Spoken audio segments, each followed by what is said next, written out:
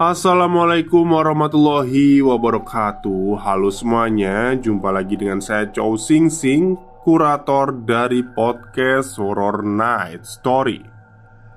Halo, apa kabar semuanya? Semoga kalian semua sehat-sehat ya. Dan seperti biasanya pada siang hari ini saya kembali dan akan menghadirkan sebuah kisah mistis untuk kalian semua. Kisah mistis kali ini saya datangkan dari kiriman email karena saya jarang buka email ya. Ternyata ada beberapa cerita horor yang masuk. Dan salah satunya dari Mbak Michelle, yang sekarang ada di Belanda dan menikah dengan orang Belanda. Jadi Mbak Michelle ini dulu pernah ngirim cerita ke saya, cuman saya lupa cerita yang mana itu. Ya pokoknya ada lah ya. Jadi Mbak Michelle ini orang Surabaya, terus akhirnya sekarang bekerja di Belanda. Oke, daripada kita berlama-lama, mari kita simak ceritanya.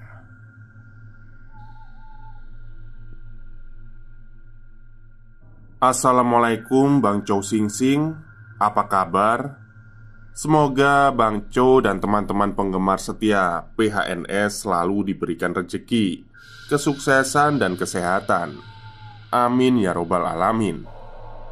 Dan tidak lupa saya ucapkan terima kasih juga atas dibacakannya cerita pertamaku oleh Bang Chow tahun lalu ya.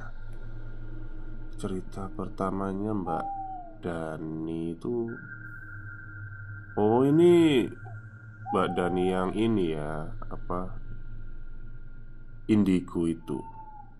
Oke. Seperti janjiku tahun lalu, kalau aku akan sharing pengalaman hororku saat aku tinggal di Bali. 2003 setelah lulus sekolah, aku langsung bekerja di sebuah klinik kecantikan cukup terkenal di Surabaya. Setelah mengikuti training selama 3 bulan sebagai seorang beauty terapis, akhirnya aku ditempatkan di cabang DPS Bali. Lokasi klinik tersebut bertempat di Renon, persis di depan monumen Bajra Sandi. Daerah Renon bisa dikatakan pusat perkantoran, seperti dinas pendidikan dan sejenisnya. Tapi selain itu, di sana masih banyak kantor-kantor yang lain. Di situ juga masih dibilang sebagai kawasan elit. Banyak rumah-rumah megah alias rumah orang kaya dengan gaya bangunan autentik Bali, atau ada juga yang bergaya modern. Aku jelaskan dulu ya layout bangunannya. Dalam lingkup bangunan, rumah tersebut terdapat beberapa bangunan. Jadi bangunan pertama dijadikan klinik karena memang bangunan rumah yang paling besar.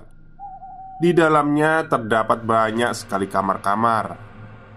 Di dalam rumah utama tersebut digunakan untuk tindakan terapi kecantikan. Dan ada salah satu kamar yang ditempati oleh dokter klinik. Untuk para terapis dan suster tinggal di mes yang telah disediakan. Bertempat di sebelah bangunan rumah utama, belakangnya garasi. Di depan mes dan belakang bangunan utama adalah dapur dan kamar mandi. Sebetulnya kamar mandi ada 4. Di dalam rumah ada 3 dan di samping dapur ada 1. Kita sebut kamar mandi luar dan kita bebas menggunakan semua kamar mandi. Nah, satu kamar mes ditempati 2-3 orang saat itu. Jadi kalau dibilang memang tidak ada privasi, hanya dokter saja yang dapat fasilitas nomor 1 di situ. Setelah kita hampir 1 bulan bekerja di situ, akhirnya aku memilih untuk mencari rumah kos saja karena ingin privasi dan berbagai alasan tentunya. Maklum, usia masih hura-huranya. Teman sekerjaku bernama Kadek memberitahuku kalau di dekat rumahnya ada banyak kos-kosan. Kalau dibilang tidak terlalu dekat juga sih, sekitar 10 menit jalan kaki. Gayung bersambut. Akhirnya kita janjian off bareng dan dia bersedia menemaniku untuk melihat-lihat rumah kos itu. Ya, lumayan agak jauh dari tempat kerja. Tapi karena aku dan kadek sudah deal masalah transport ke tempat kerja, maksudnya aku berangkat dan pulang kerja bareng dengannya dengan mengganti uang bensinnya. Akhirnya aku ambil yang ada di dekat pasar tradisional dan pasar burung di daerah Jalan Veteran. Cukup strategis, banyak warung. Kalaupun mau berangkat kerja pakai angkot juga nggak susah.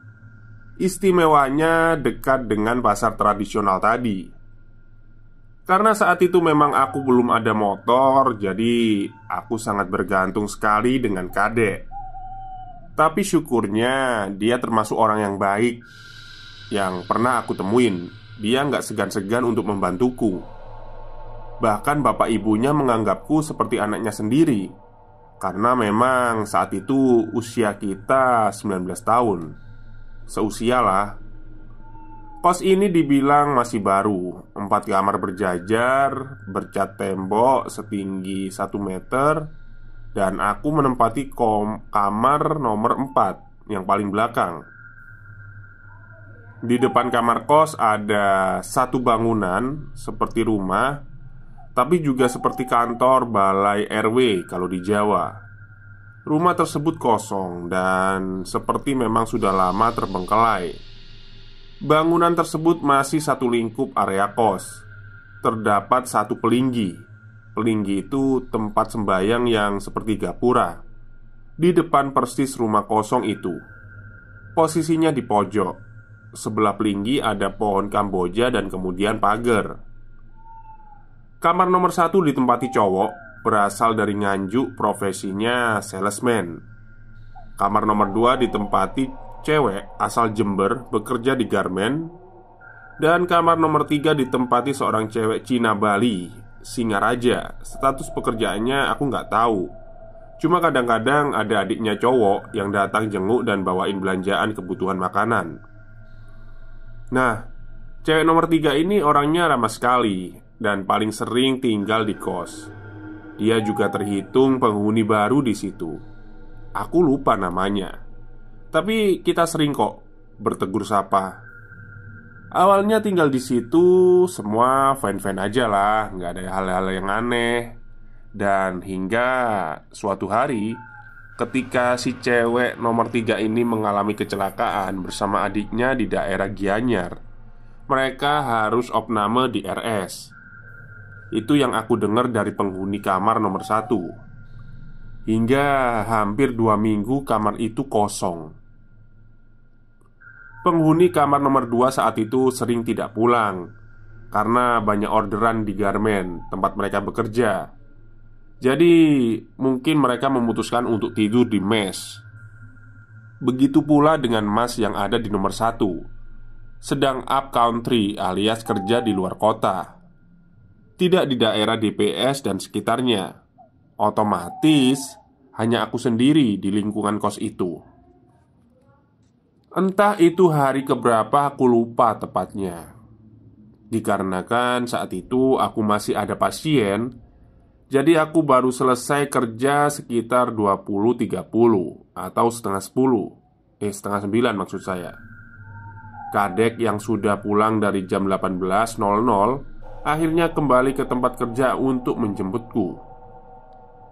Sesaat setelah sampai di kos, lampu teras kamar gelap gulita. Karena memang pemilik kos tidak tinggal di dekat situ. Jadi yang on off kan lampu teras itu ya penghuni kos itu sendiri. Si kadek saat itu spontan nyeletuk, "Wih, horor banget tempatmu." Ya aku jawab, "Iya, lampunya belum dinyalain dan cuma aku yang tinggal sendiri di sini." Setelah kadek pulang, ku buka gembok dan pintu pagar. Aku melangkah masuk, lalu ku tutup pintunya. Saat hendak ku kunci gemboknya, di ujung mata sebelah kiriku, aku seperti melihat seekor ular hitam dan besar sekali, seperti anak konda yang ada di TV-TV, melingkar di bawah pelinggi. Di situ aku juga melihat banyak sekali sesajen tanpa babibu Aku cepat-cepat melangkah ke teras kamar nomor 1 untuk menyalakan semua lampu teras. Dengan perasaan campur aduk dan mengira-ngira itu benar-benar ular atau ular dalam tanda kutip, aku mempercepat langkahku menuju kamar. Sesampainya di depan pintu, buru-buru aku buka masuk dan lantas aku menyalakan semua lampu di dalam kamarku. Rasa kaget dan takut agak mereda saat itu. Lalu sambil aku memasak mie instan untuk makan malamku, aku berniat untuk merendam baju kotor. Setelah aku mengambil ember di jemuranku, jadi tiap kamar kos itu termasuk jemuran pun privat yang berada di belakang pintu dapur. Tiba-tiba lampu kamar mandiku mati. Sempat kaget juga, kok tiba-tiba lampu mati. Namun kupikir mungkin lampunya putus atau memang sudah waktunya ganti. Jadi ya aku cuekin aja lah. Dan aku terus melanjutkan aktivitas merendam cucian bajuku. Pokok intinya aku berusaha untuk tidak mengingat-ingat apa yang aku lihat tadi. Setelah makan, aku melanjutkan mencuci dan menjemur. Kemudian, sambil menunggu kantuk, aku membaca novel Harry Potter.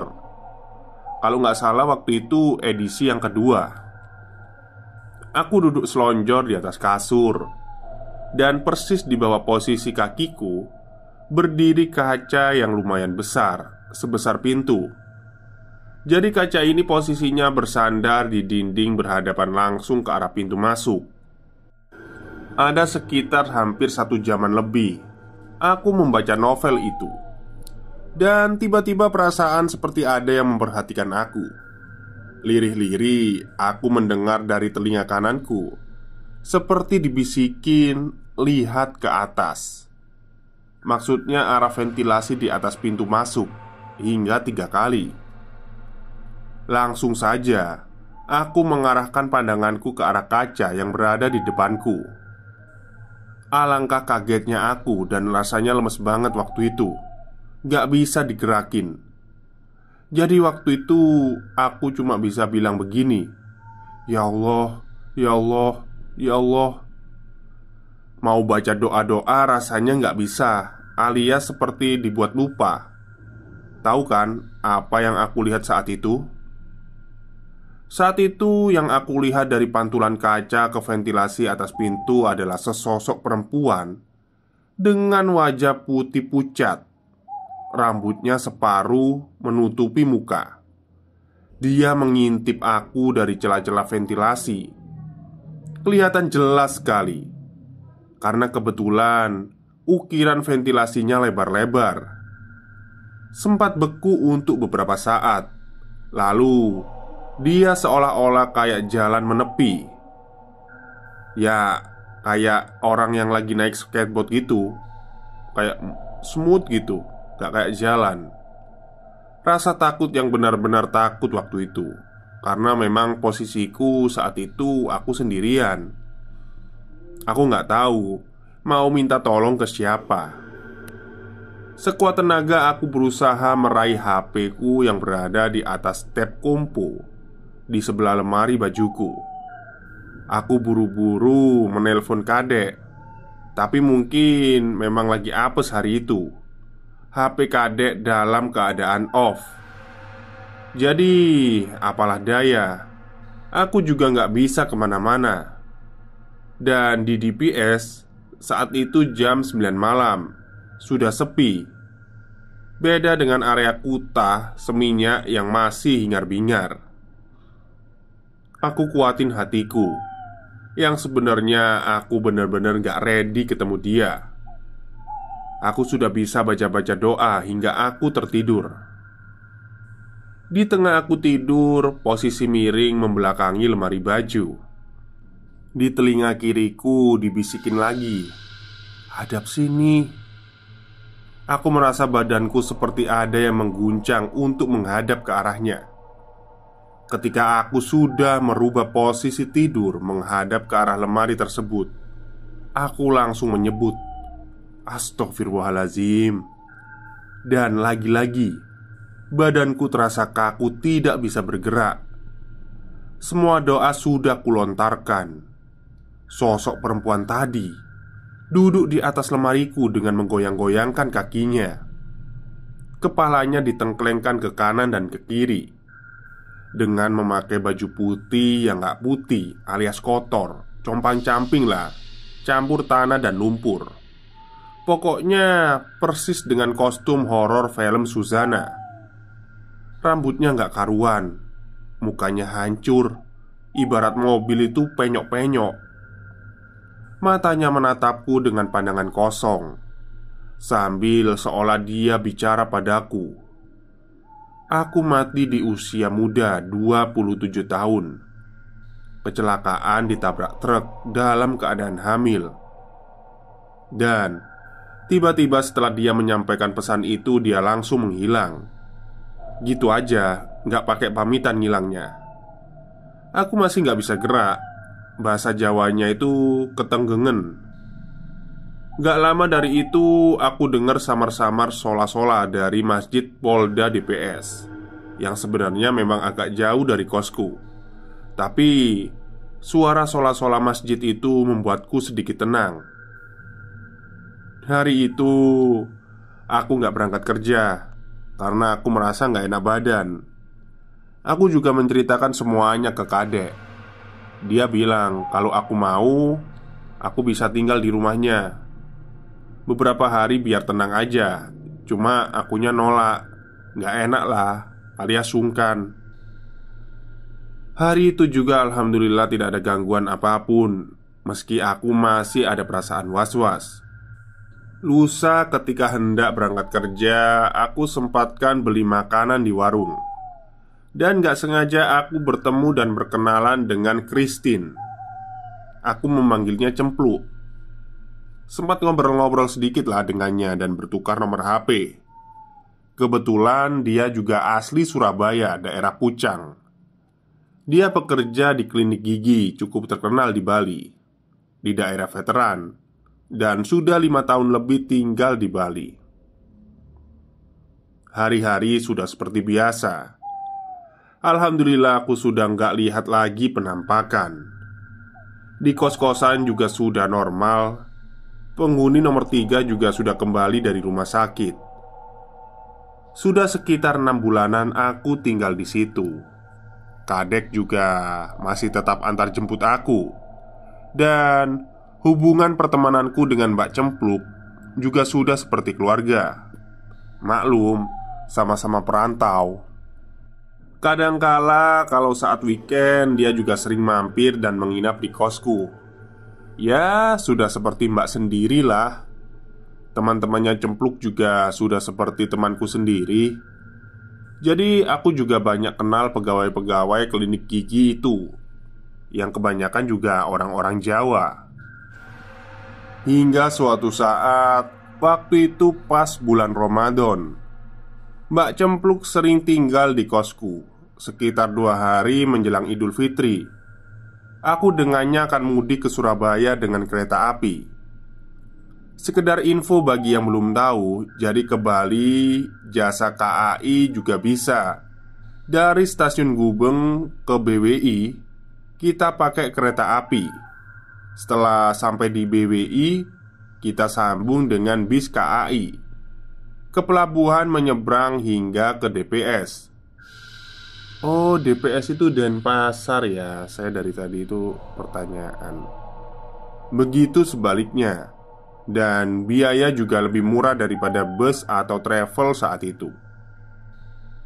Nah, ceritanya saat kita tidur, Mbak Cempluk itu tiba-tiba terbangun.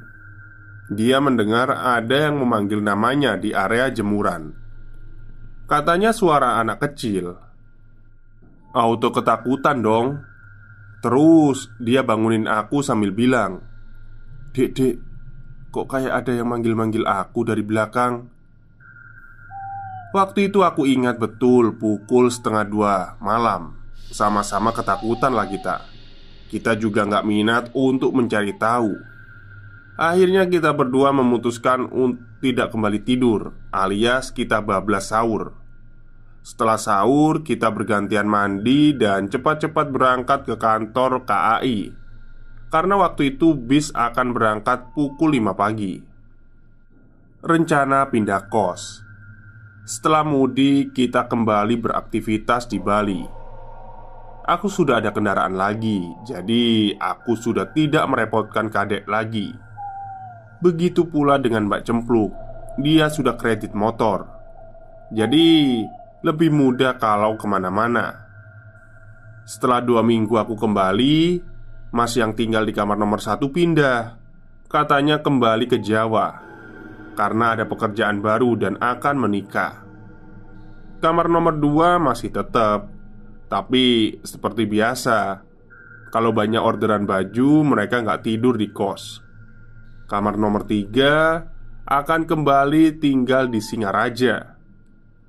Karena aku ogah dan trauma tinggal sendiri, akhirnya aku coba-coba mencari tahu kos-kosan baru yang masih satu daerah sama Pasar Satria, biar mempermudah juga untuk belanja-belanja kebutuhan, pikirku. Kebetulan salah satu teman klinik Mbak Cempluk sedang mencari kamar kos. Pipit namanya. Kita akhirnya dapat di Jalan Yudhistira. Pemiliknya kebetulan punya toko kelontong di jalan utama veteran. Karena Pipit ini punya pacar yang setahu kita lengket banget, dia nggak mau sewa kos bareng denganku. Ya, sendiri-sendiri aja gitu.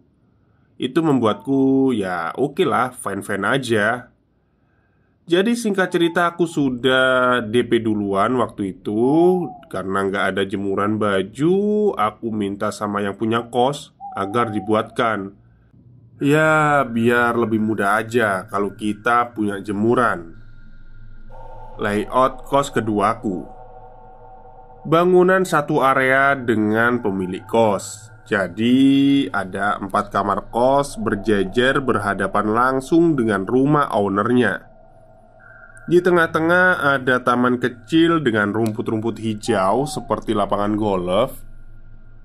Di dekat pintu masuk area rumah kos ada 2 toilet luar. Nggak tahu sih buat apa atau siapa.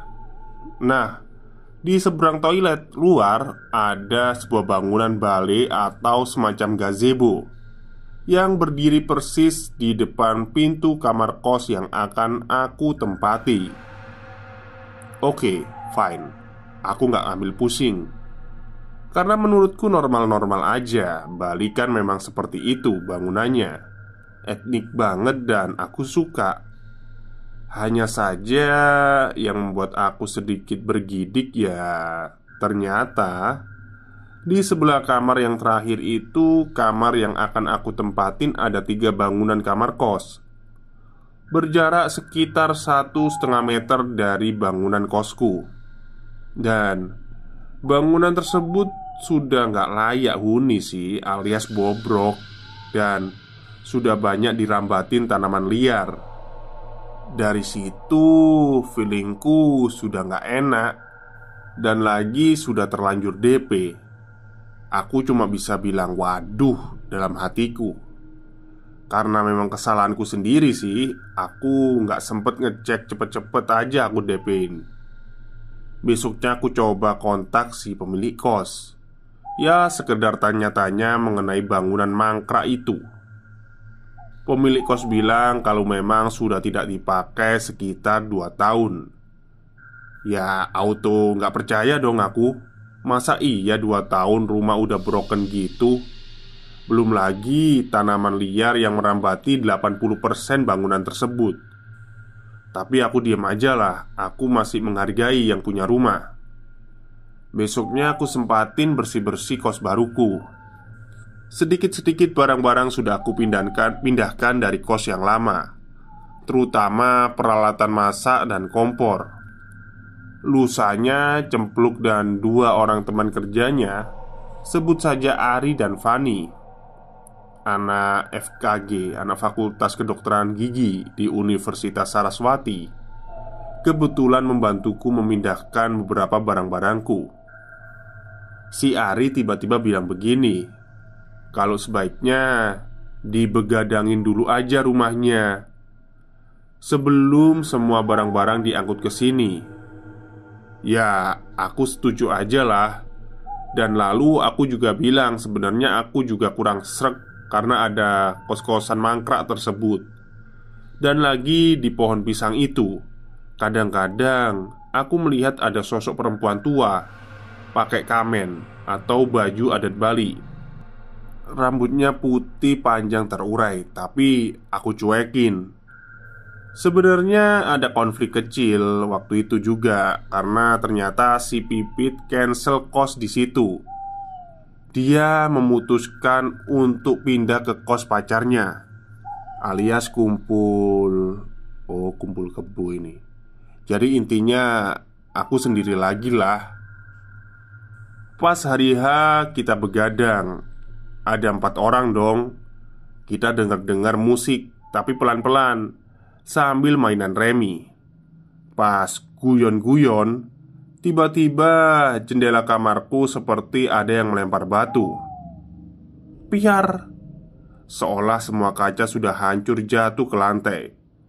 Nggak tahu itu pukul berapa.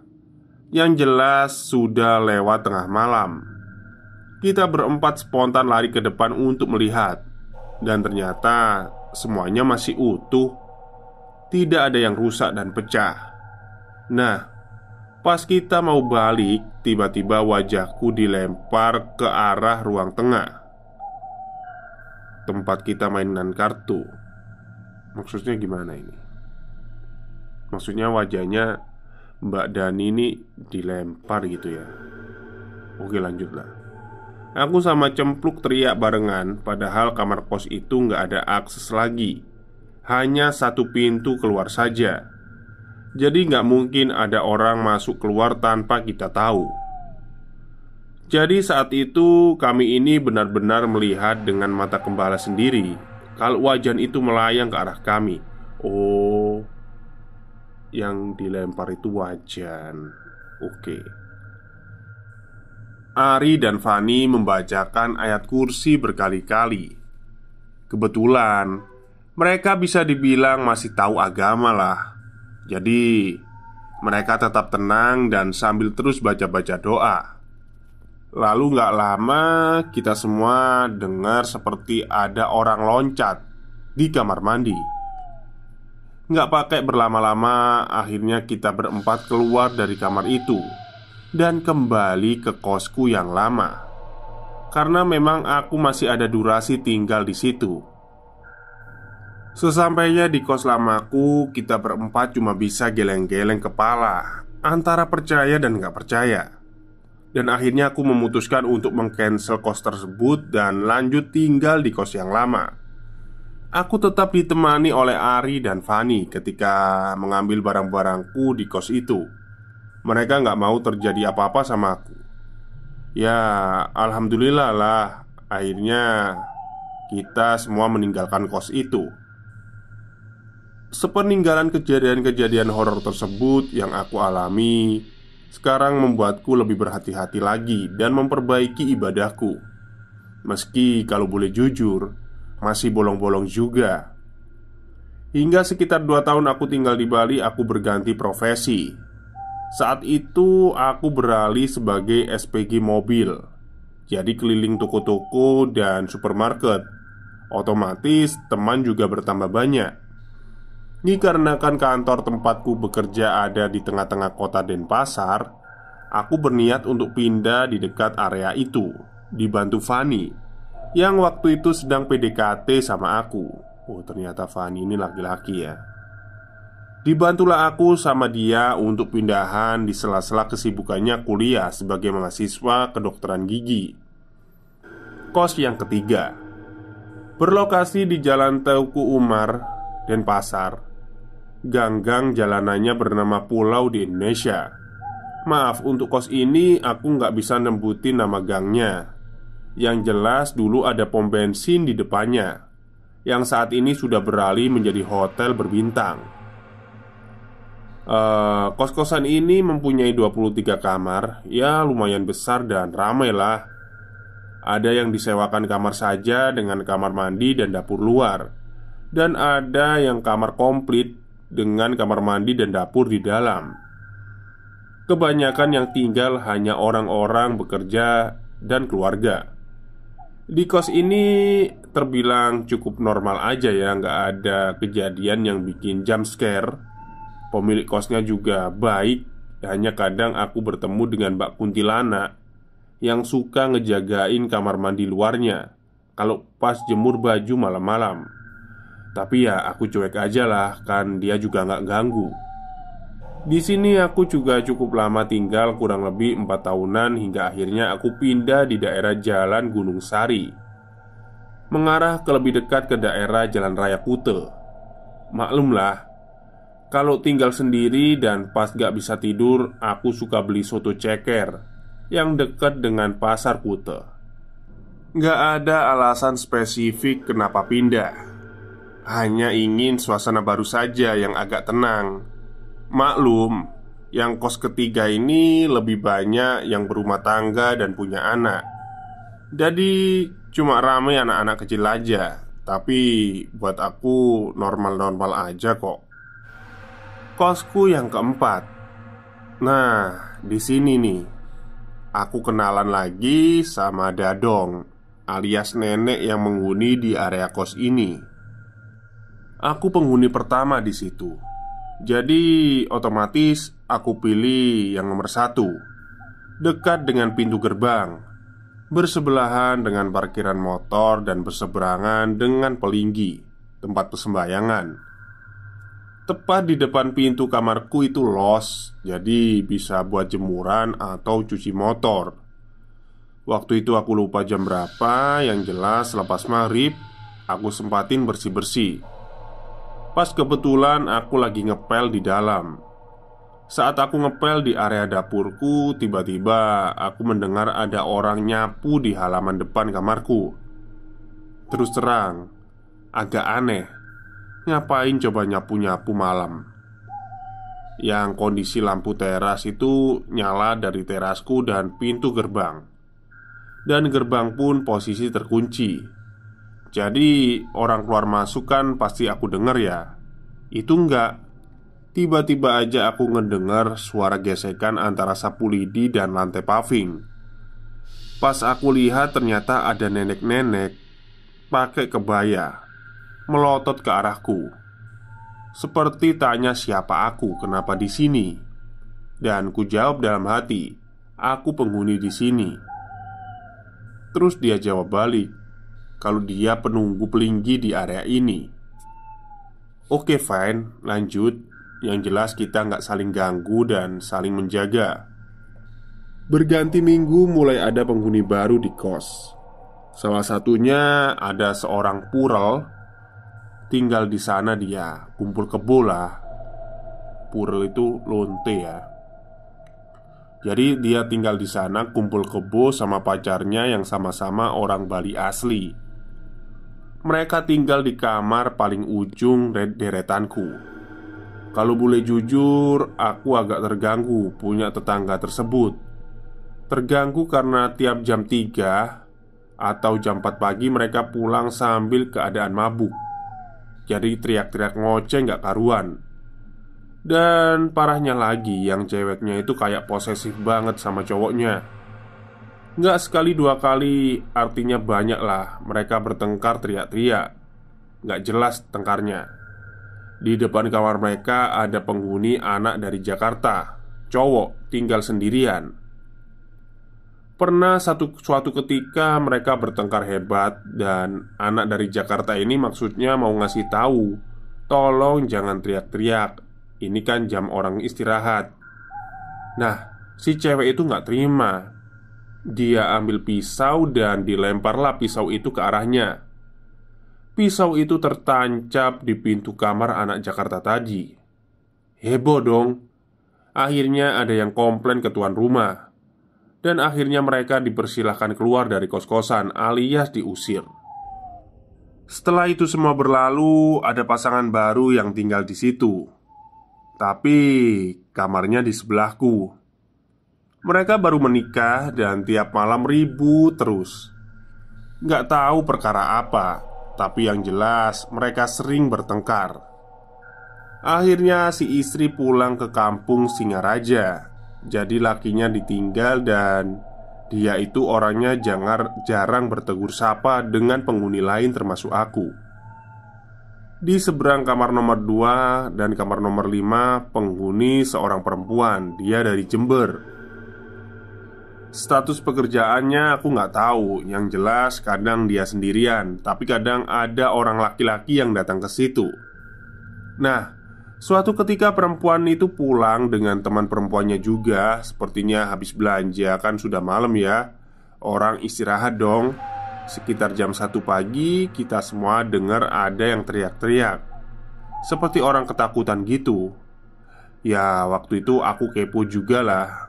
Keluarlah aku dari kamarku dan aku lihat orang-orang sudah berkerumun di depan kamar perempuan tadi. Ternyata dia kesurupan. Sampai sekitar pukul 3 pagi ada seorang ustadz datang ke sana.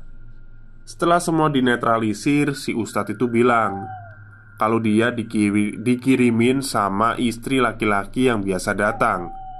Jadi intinya dia itu pelakor. Akhirnya sekitar 6-7 bulan tinggal di situ, aku masih merasa kurang nyaman karena terlalu banyak drama di lingkungan kosku. Ya akhirnya ya gimana lagi, aku memutuskan untuk pindah. Kos yang kelima dan terakhir bertepatan di Jalan Ken Arok dan Pasar Utara. Tempatnya enak, luas, akses parkir mobil oke lah. Meskipun aku nggak punya mobil, tuan rumahnya juga baik sekali. Di situ hanya ada 7 kamar, lingkungannya bersih, dadongnya ramah sekali dan suka bersih-bersih. Kadang aku juga bantuin nyapu-nyapu halaman di depan kamar kos. Makanya dadongnya sayang sekali sama aku.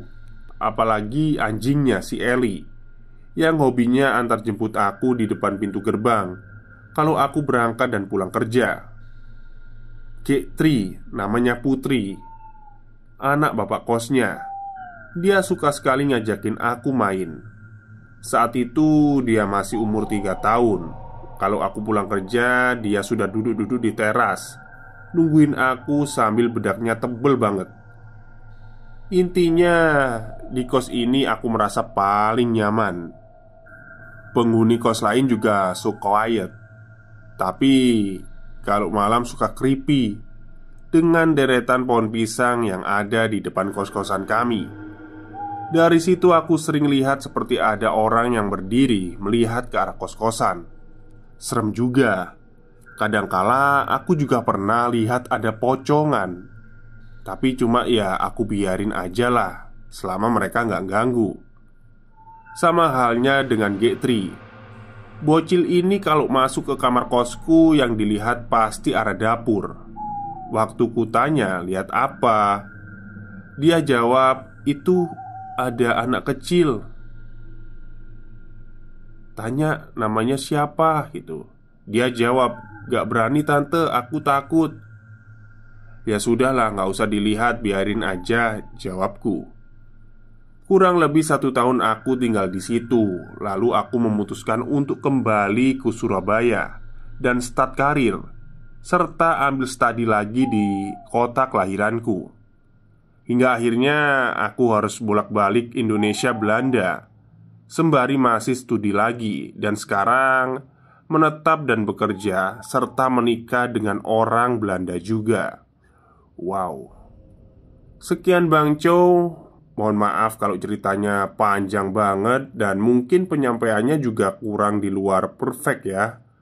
Maaf, aku bukan penulis dan pengarang. Next, aku akan share cerita seorang noni yang sekarang masih tinggal berdampingan bersama kami di rumah kami di Belanda. Sukses selalu untuk podcast Horror Next Story dan Bang Chow Sing Sing. Wassalamualaikum warahmatullahi wabarakatuh. Waalaikumsalam warahmatullahi wabarakatuh. Oke, itulah cerita singkat dari Mbak Michelle yang sekarang ada di Belanda dan menikah dengan orang Belanda. Jadi Mbak Michelle ini menikah dengan seorang penjajah Indonesia. Nggak bercanda ya. Ceritanya panjang sekali dan ya memang benar ya. Mungkin karena Mbak Michelle juga bukan seorang penulis, jadi kata-kata dalam kalimat itu agak acak adut. Tapi nggak masalah lah, masih bisa saya bacakan. Oke, mungkin itu saja cerita untuk siang hari ini. Semoga kalian suka. Selamat siang dan selamat beristirahat.